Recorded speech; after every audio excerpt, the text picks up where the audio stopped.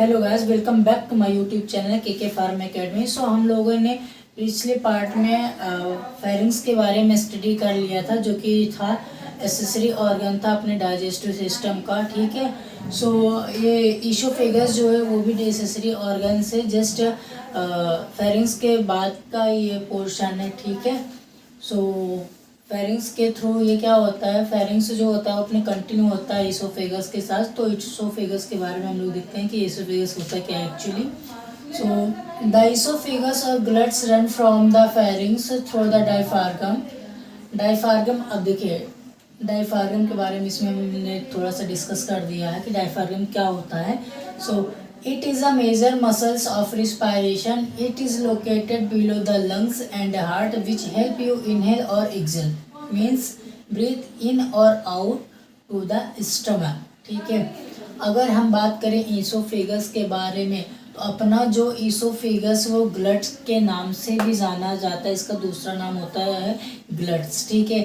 जो कि क्या होता है, कहाँ से स्टार्ट होता है, जो कि अपने फेरिंग से स्टार्ट होता है, फिर डायफ्रागम के थ्रू कहाँ तक जाता है, स्टमक तक जाता है। ठीक है। अब डायफ्रागम क्या होता है अपना, तो डायफ्रागम क्या है, it is a major muscles of respiration. मतलब कि रिस्पायरेटरी सिस्टम जो होता है उसका एक मेजर मसल्स है, जो कि क्या होता है, जो कि कहाँ पे सिचुएटेड होता है, जस्ट अपने लंग्स और हार्ट के नीचे, जो कि क्या काम करता है, इनहेल और एक्सेल, मतलब कि हमारा सांस लेने और छोड़ने में हेल्प करता है, इन और आउट करने में क्या करता है, हेल्प करता है।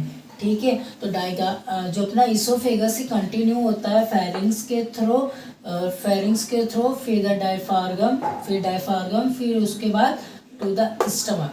ठीक है। Pharynx, then esophagus, then stomach, है ना। तो ये प्रोसेस हो गया अपना क्या होता है, डाइजेस्टिव सिस्टम का जो एसेसरी ऑर्गन्स है उसका। ठीक है। ओरल कैविटी, देन फेरिंग्स, और उसके भी पार्ट्स थे कुछ जो हमने डिस्कस किए थे। और उसके बाद क्या है अपना ये ईसोफेगस। ठीक है। ईसोफेगस फिर कंटिन्यू हो जाता है अपने स्टमक के साथ। ठीक है। तो अब इसके साइज और फंक्शंस के बारे में देखते हैं कि इसका साइज और फंक्शन क्या है। So it is about 25 centimetre long. अगर हम इसकी लंबाई की बात करें तो ये 25 सेंटीमीटर लॉन्ग है। अगर इंच में बात करें तो ये 10 इंच है। ठीक है, 10 इंच का है।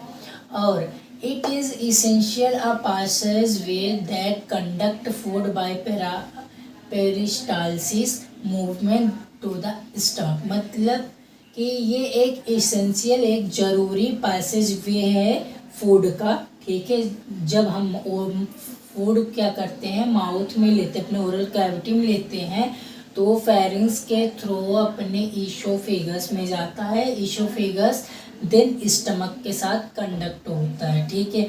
तो ये जो फूड होता है, जो फूड हम इंटेक करते हैं, तो ये ईसोफेगस के थ्रू कहाँ जाता है, अपने स्टमक में जाता है। और कैसे जाता है, it is essentially a passage way that conduct food by peristalsis. मतलब कि ये इसेंशियल तो है फूड के लिए, बट ये इस जो फूड होता है वो किस प्रकार से कंडक्ट होता है, जो हमारा फूड होता है वो पेरिस्टालसिस मूवमेंट के थ्रू कंडक्ट होता है। अगर हम पेरिस्टालसिस की बात करें, ठीक है, तो ये वेव लाइक स्ट्रक्चर होता है। ठीक है, ये इस टाइप का।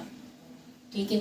जब हम फूड लेंगे तो उसको जो तो बाउल्स बनता है, तो वो क्या होता है, पेरिस्टालसिस मूवमेंट के थ्रू, मतलब हमारी जो मसल्स होती हैं वो ऐसे स्लोली स्लोली करके फूड क्या है, मसल्स के थ्रू क्या होता है, अपने स्टमक में पहुंचता है, तो उसको बोलते हैं पेरिस्टालसिस मूवमेंट। ठीक है। सो इसके आगे और देख, जैसा कि हमने अभी पढ़ा ईसोफेगस के साइज और फंक्शंस के बारे में, सो हम अब डिस्कस करने वाले हैं ईसोफेगस जो है अपना, उसके लोकेशन के बारे में।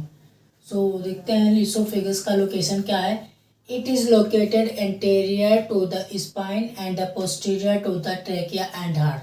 मतलब ईसोफेगस जो अपना है वो अपना जो स्पाइनल कॉर्ड है, ठीक है, और स्पाइनल कॉर्ड के एंटेरियर पे, और जो अपना ट्रैकिया है और हार्ट है उसके पोस्टीरियर पार्ट पे क्या है, ये सिचुएटेड है ना, प्रेजेंट है। It is located anterior to the spine, मतलब अपना स्पाइनल कॉर्ड है उसके एंटीरियर साइड में, and posterior to the trachea and heart, मतलब कि ट्रैकिया और हार्ट के पोस्टीरियर साइड में क्या है, ये लोकेटेड है या सिचुएटेड है। ठीक है, अगर हम बात करते हैं ईसोफेगस के स्ट्रक्चर की, ठीक है ना, तो ये है अपना फेरिंग्स, ठीक है, ये अपर वाला, ठीक दिख रहा होगा आपको, और ये है अपना ईसोफेगस। ठीक, तो इसके स्ट्रक्चर की बात करें तो ईसोफेगस जैसा डिस्कस किया है कि ये ट्रांसपोर्ट ऑफ फूड है ना, ट्रांसपोर्ट का काम करता है फूड को, ठीक है, थ्रू पेरिस्टालसिस मूवमेंट, है ना।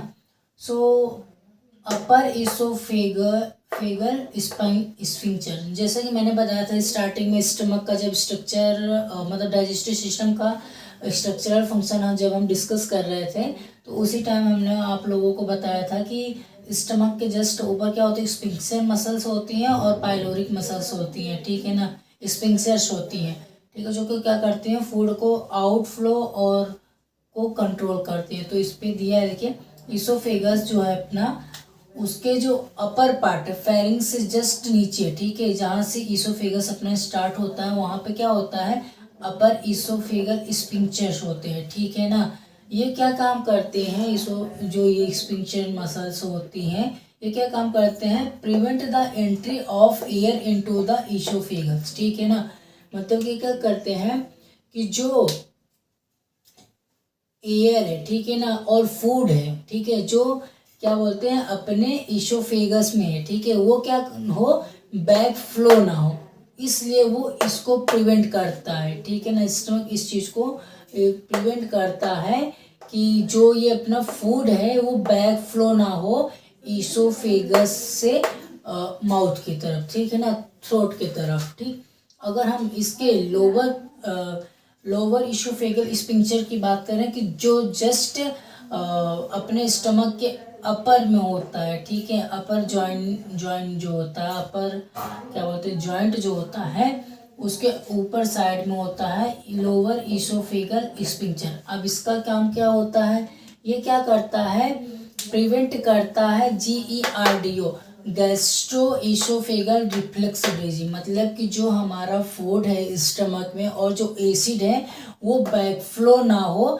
हमारे ईसोफेगस से, ठीक है, ईसोफेगस में ना आए, इसलिए क्या होती है, ये मसल्स होती हैं जो कि क्या काम करती हैं, प्रिवेंट करती हैं हमारे मसल्स को, ये यहाँ पे कि जो हमारा फूड है और स्टमक में जो एसिड है वो बैकफ्लो ना हो, ठीक है, अगर वो बैकफ्लो होगा तो ये क्या कहलाएगा, ईसोफेगल रिफ्लक्स डिजीज, ठीक है ना।